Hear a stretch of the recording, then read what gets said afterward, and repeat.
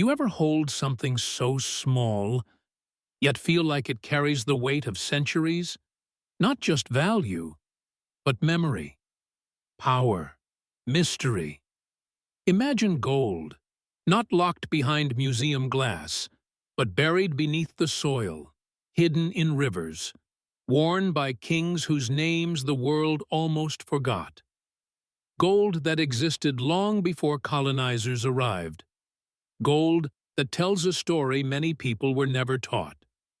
This is the story of ancient Philippine gold. A story that shocked historians, archaeologists, and the world itself.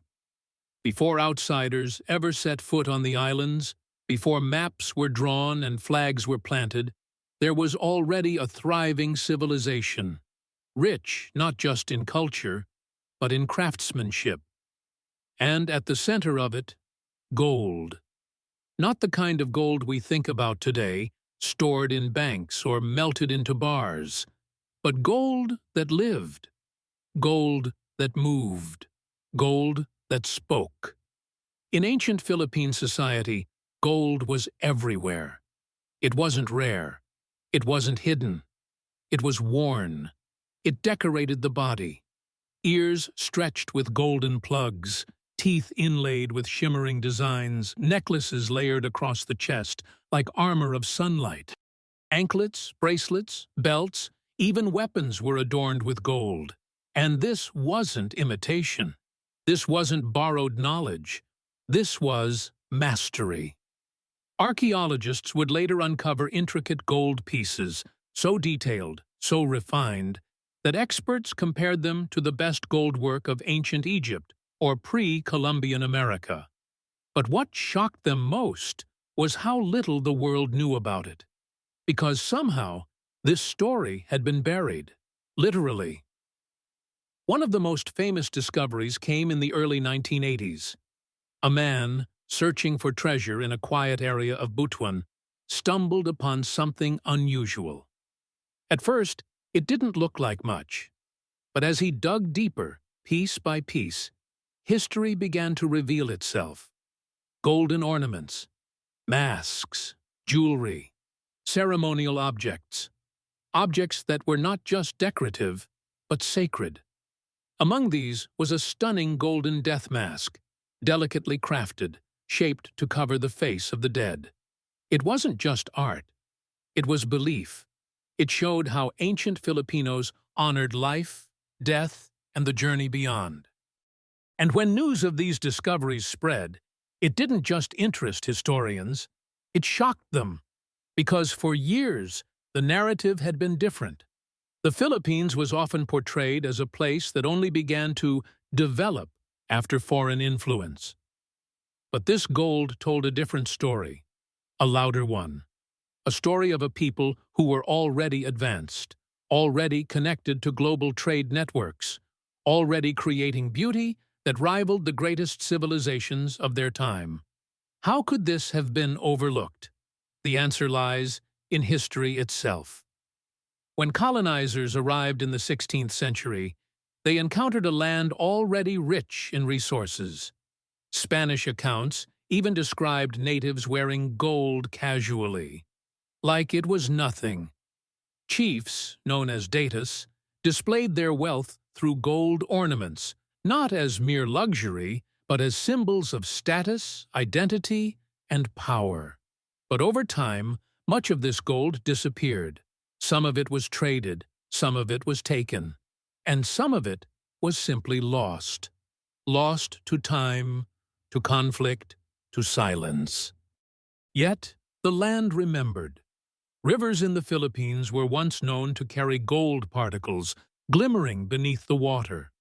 Locals would pan for gold using simple tools, passing knowledge from one generation to another. Gold wasn't something distant.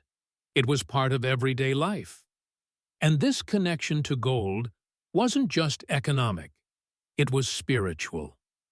Gold was believed to be connected to the divine, to the sun, to life itself. Its brilliance wasn't just admired, it was revered. That's why so many of the artifacts discovered weren't just jewelry.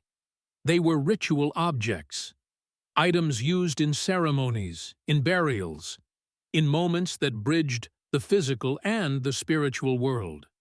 One particular artifact that captured global attention was a finely crafted golden belt, intricate, symmetrical, almost impossibly detailed. Each link told a story of patience, of skill, of a deep understanding of metallurgy. And yet, no written records explained how it was made. No textbooks had prepared historians for this level of sophistication, so they began to ask questions. Who were these people? How advanced was their society? And why had their story been so quiet for so long? As more discoveries surfaced, a pattern began to emerge. Ancient Filipinos were not isolated. They were traders. They connected with neighboring regions, China, India, Southeast Asia, long before European contact. Gold flowed through these networks not just as currency, but as cultural exchange. Techniques were shared. Ideas were exchanged. But what made Philippine gold unique was its identity. It wasn't just influenced by others. It had its own voice. Designs featured local symbols, natural elements, patterns inspired by the environment. You could look at a piece and feel where it came from. It belonged. And perhaps that's what made the discovery so powerful. Because it wasn't just about gold, it was about reclaiming a story. For many Filipinos, these artifacts became more than historical objects.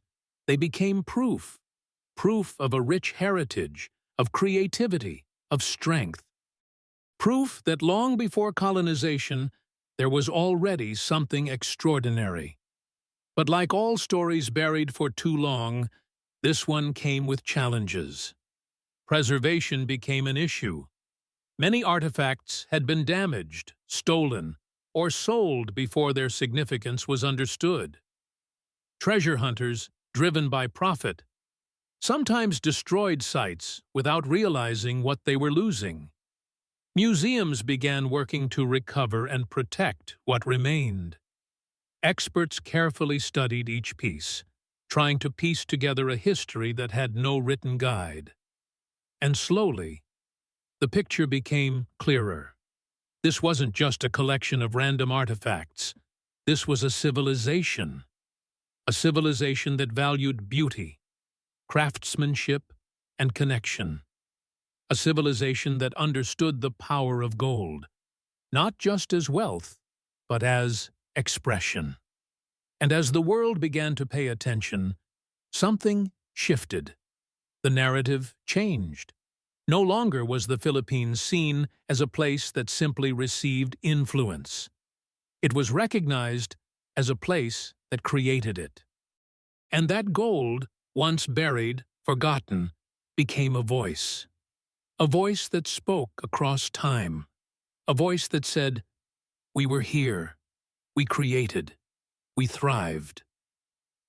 Today, these artifacts are displayed in museums, studied in universities, admired by people from all over the world. But their true value isn't in their shine, it's in their story. Because every piece of gold carries a question. What else have we forgotten? What other stories are waiting beneath the surface, hidden in plain sight? And maybe, just maybe, this is only the beginning.